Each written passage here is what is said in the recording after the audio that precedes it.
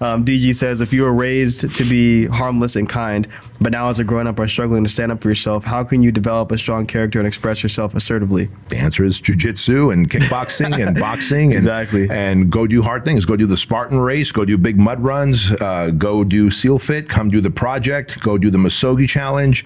Just start doing hard shit to develop a hard mental attitude. When I say hard, I don't mean like harsh. I mean like just be a fucking hard motherfucker. Yeah. You know, where you're unbreakable, unshakable, unstoppable. When you do these things over time, you can't just do one Misogi or one project and be like, ta-da, like I muscled through it. Like you have to callous up your mind, your soul, your spirit. So you have to do it. That's why every Sunday I beat myself up.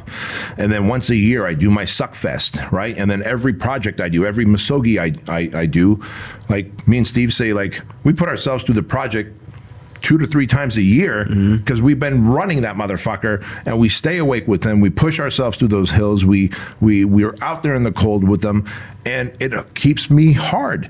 And then you add, you know, combatives to it where you learn there's something amazing about whether you got gloves on and you're not just punching a bag, but someone's punching back at you, right? Like when me and Andrew started to spar, when me and Aaron, your coach now, who, you know, taught me how to box, like, I was like, oh shit, he's hitting me with those mitts. Yeah. Like, I thought I'm supposed to hit the mitts. Now he's hitting back. Right. Like, what the fuck? That was scary at first, bro. And then I was like, okay, all right. But he taught me what to do. As long as I do it, it shouldn't be so bad. And it worked. And then as me and Andrew were sparring with our gloves on, I was like, all right, it's okay to get hit in the face. And then as I started to do jiu-jitsu and I roll, I'm like, wow, okay. The first time Coach Pete, 4 years ago, when I was doing the gi challenge, jiu-jitsu, he didn't even lock on the rear naked chokehold yet. And I tapped and he goes, are you okay? Yeah.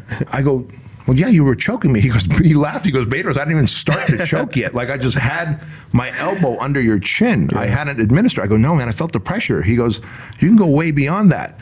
Like now, Mike Velez, you know, shout out to Coach Mike, when we do no gi, like he'll fucking lock a rear naked choke on me and like, you know, one side starts blacking out and I'm still like, okay, I think I can peel his hands off, you know, like it's like the curtains are closing and then finally I'll tap or I'll try and like, you know, pull his hands off if I can. But that's because time under tension has allowed me to develop that resiliency.